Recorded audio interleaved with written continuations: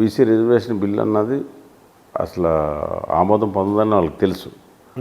ఈ ముద్ర మా మీద పాడేయటం కోసం ఏమీ దొరక, మా సామెత చెప్పినట్టు ఏమీ దొరక దీన్ని పట్టుకున్నప్పుడు దీన్ని అనవసరంగా తీసుకొచ్చారు. అంటే ప్రజల్లో తప్పుదోవ పాటించడానికి. బీసీ మేమేమన్నా బీసీ ముఖ్యమంత్రిని చేస్తాను, మీకు అర్థమైంది కదండి. ఇలా బీసీ బిల్ని మీద అభ్యంతరం చెప్తాం, మేము చెప్పలేదు. దీన్ని ఏంటంటే ఈ తుట్టను మా మీద పాడేయటం కోసం ఏమీ లేక, ఇప్పుడు మమ్మల్ని ఎదుర్కొంటా మా దగ్గర స్కాములు ఉండవు, డెవలప్మెంట్ తప్ప ఏమీ లేవు, ఏదో పట్టుకురావాలి కదా, పట్టుకొచ్చి ఈ తుట్ట మా మీద పెట్టే ట్రై చేశాడు అంతే తప్ప దాని గురించి మేము చేసింది ఏమీ లేదు. ఇప్పుడు జనరల్గా అతను అంతకుముందు తీర్పు కూడా సుప్రీంకోర్టు తీర్పు కూడా ఉంది, 50% రిజర్వేషన్ చెల్లవని కూడా ఎక్కడ కూడా.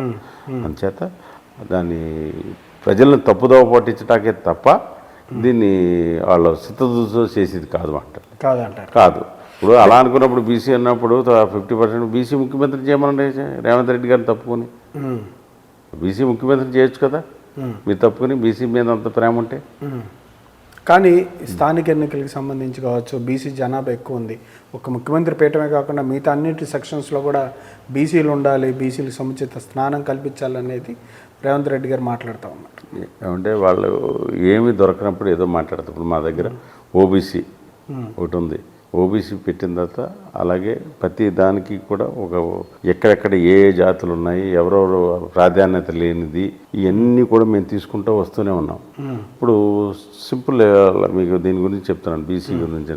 ఇప్పుడు మా దాంట్లో అన్ని రకాల బీసీ వర్గాలకు కానీ లేడీస్కి 33% రిజర్వేషన్ ఇచ్చింది మేమే. నెక్స్ట్ ఎలక్షన్కి స్టార్ట్ అవుద్ది.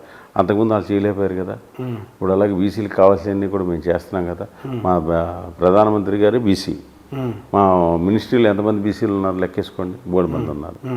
మీరు ఈ విధంగా ఆలోచన చేయాలి తప్ప ఇంకో సింపుల్ లాజిక్ చెప్తాను.